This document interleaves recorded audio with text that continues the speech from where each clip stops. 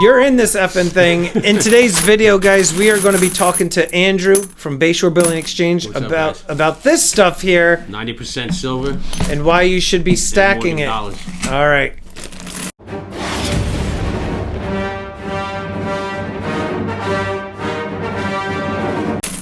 All right, so Andrew, thanks for agreeing, as I'm adjusting this tripod here, thanks for agreeing to spend some time with us today. No problem, man. Got a nice load here. Yes, you have quite a bit of stuff. These are $half. Now, before we start delving into all of this stuff, yeah, talk to us a little bit about 90% junk silver for the before 1964. Yeah, they made these. Our coinage, not nickels. People always get confused. Nickels and pennies, garbage. But $half, dimes, and quarters. And Morgan dollars and peace dollars, obviously, but 90% silver. Okay. So any of this stuff worth a lot more in silver than it is in its value in dollars. How much is like a quarter now? Last time I checked, it was like $2.50, $3. Like what is? I was paying. I think I bought a lot of this. It's 16 and change per dollar. Per dollar. You know, depending on the price of silver that day. So then divide by 4 for the quarters. You're looking at about $4, give or take. All right. Yep. $4 and change. $1.60 to $2 per dime. Yep. Okay. So why? Because me personally, I prefer pure people silver, always pure talk gold, about like end of the world scenarios and bartering and stuff like that. And like, there's no better place to be than junk silver. Right. You know, this. You know, if silver went up significantly, these would be worth. You could trade these for reasonable stuff. It wouldn't be like gold where it's thousands of dollars. You could use this for barter. Dimes too. Dimes is smaller denomination. Do you feel that is a scare tactic used by lots of dealers and companies to push it? Yeah. I mean, or do you think there's happened, but if it did happen, you'd wish you had some of this stuff. You know? I mean, and I guess too, there's no harm in having it because it does have silver content. So if you're going to be buying silver and gold, it doesn't necessarily really matter then that you have it in this form. Stack. Yeah, because it gives you the option, right? Yep. Likelihood, some people will put in the comments, "Oh, we're there already. The dollar's worth nothing." No, that would be like end of the world scenario where the dollar meant nothing and you'd have to use this stuff to barter. Right. But you know what? This is like any other product too. The premiums were like went haywire on these things a couple of years ago. I remember paying $8-9 over spot for halves. Halves are always worth more than the. I guess there's more of a demand for these, but the halves are always I pay higher than the dimes and quarters. Which halves do you see people lean towards the most? Would you say Benjis? Would you say a lot of people like the Benjis? I don't know why. Yeah. Is it because I don't know. It doesn't matter to me. I don't care if they're Kennedy $half, the Ben Franklin.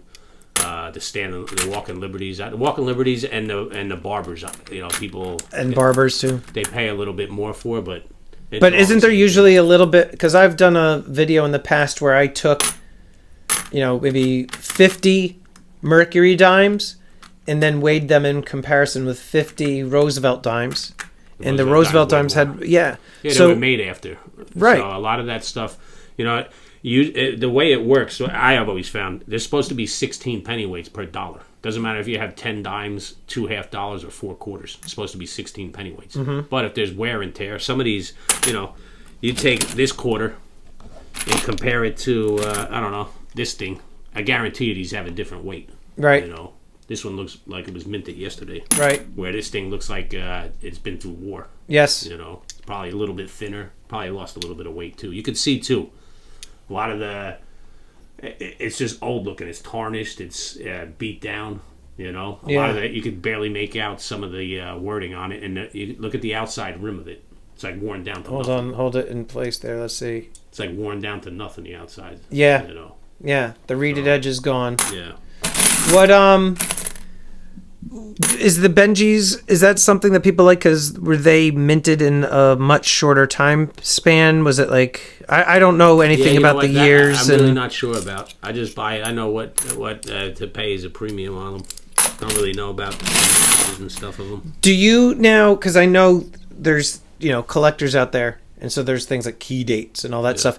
Do you ever deal with that? Is it there's Me such personally, thing? I don't. But Okay. I have an employee that looks through it and looks for key dates and stuff like that. I don't really Even know. out of the quarters and all that? Is there even such a thing as key dates for You know quarters what, other than the if you first look year? at a price at like a price sheet, there's only a couple years that are worth anything, and like the chances of them being in there are pretty slim. Now, I know about, isn't it like, what is it, the bare-breasted standing Liberty quarter or something? Like, isn't there one where, like, she's got one boob out or something like that? My first time hearing about that. I don't know. Yeah, no, there is one.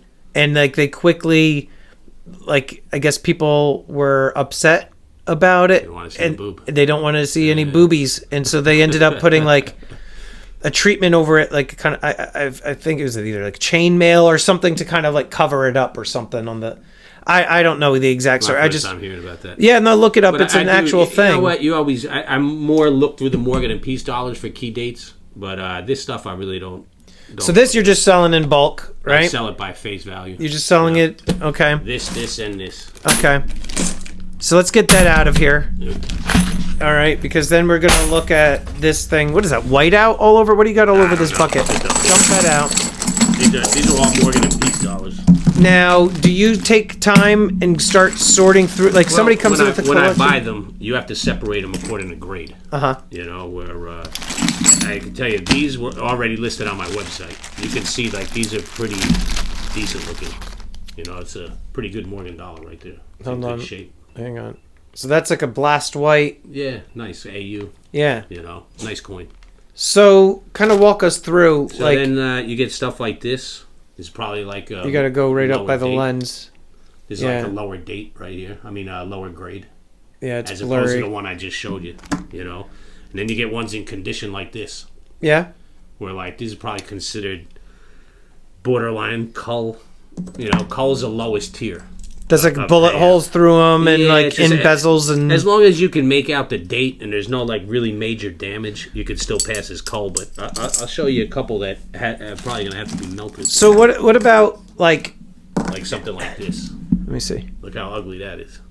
Now, wouldn't this just be a cull? That's probably lower than cull. I don't know.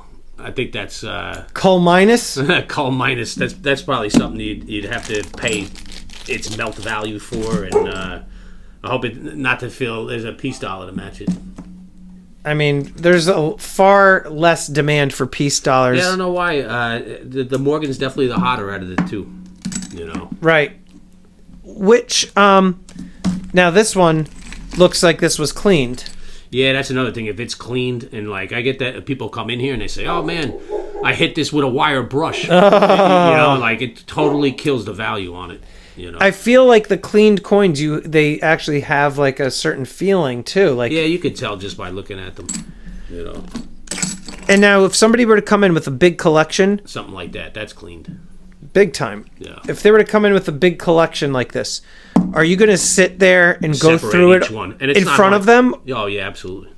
That way, listen. If there's any, if it's any debate, they could just take the coin back. Right. And it's debatable. And you know the problem is the difference between cull and the next tier is like $6-7. So last thing you want to do is send out hundreds of these and they come back a grade lower. Do you know. pay more for toned? Or do you no? You just it's silver and you go by the I grade. just go by the grade. Because some dealers they will, either pay more or less depending on the dealer for toning. Right. Because there's some people that love it. Like I know from one of the wholesalers you and I both use, they have a premium on their toned, slabbed and graded toned coins. So, Yeah, but there's also a line for white ones. I think it's the opposite. I think they sell them for less, the toned ones. But toning, I don't know. Some people have. I think you were looking the other day through Morgan's when we were here, and those, depending on how they were stored, they had like a line in it that was black, and the rest of the coin was beautiful. And you were getting annoyed at me. Yeah, you're like one of these people that come in and argue with me over the grade of the. But I wasn't arguing. I was saying, look at this. I was saying to you, look at the toning. It looked like a coin was on top of it, causing like a half moon or a. And it's tough. So you get the two coins like this. They look like they're in great shape. They're white and stuff. Cleaned. Totally clean. But to somebody who doesn't know coins, they see that and they go, "Oh, this is a beautiful Morgan dollar." You know? Right. Whereas like this, this is even 1921. This is the last year it was made, and Yeah. look how terrible condition that is. Yeah. So, what would you say is the most First year. Expensive first year, 1879? Yep. What would you say is the most valuable Morgan dollar that you've come across? Was it a Carson City? I did a video not that long ago. It was a GSA Morgan. I think I paid $6,200 for it. Why? That's wholesale. That's what they were worth. I still made a couple hundred on it. It was already slabbed in a GSA holder. What was was it graded? Yeah, no, it wasn't. 6,400 raw? Yeah, the GSA. They're actually worth less graded. I don't know why. If you see a price sheet, yeah, as long as it was in a GSA holder. That's crazy. Yeah, I'll find it for you in a second. I believe you. You always, I see you have this puzzled look on your face. Well, because I mean, I've bought and sold GSAs, but only like in the hundreds of dollars before. There's 1 year it's worth thousands. Why. There's another year that's up there too. That's what it is. There's one that stands out from the rest. But I had another coin recently. I think it was an 1892 S or O. Mm-hmm. Worth big money. And do you know these dates by heart? Yeah, I always look this stuff up before I ship them out, especially Morgans. But it's the same thing. There's only a couple key dates. Obviously, if it's a Carson City, it's worth more than the others. But do you just have like a cheat sheet, or I mean, at this point you know, but is it like only 6 dates, like 6 years with like certain mints? Like, if it's an 1890, real hard to come across. You don't everybody picks them. You got to remember something too. I mostly deal with dealers, right? So they've already picked the best. Through it too. I'm getting the loads that they cherry pick, right? So what are you selling this on the site, or you just these ones? The AU ones went on the site. Okay. But a lot of the other stuff, I don't like going back and forth with the condition, like me and you were that day. Yeah. You say, this is XF, this is F plus, it's a couple dollars difference, and I don't know. I hate to ship this out to somebody and they go, right, it's not. There's a little scratch right there in the corner. I hate going back and forth like that. Right. Right. That makes sense.